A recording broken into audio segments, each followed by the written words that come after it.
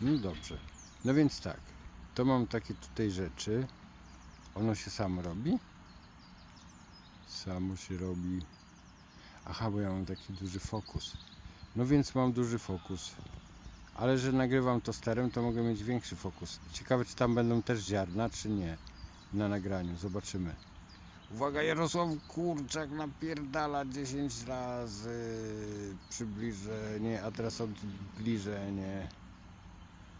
3,8, a teraz jest, no, nie wiem, 2 i 1,8, 1,6.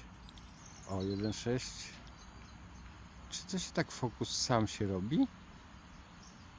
Aha, bo on tak powoli płynie, ale to jest, kurde, fajny toster, mam ludziska.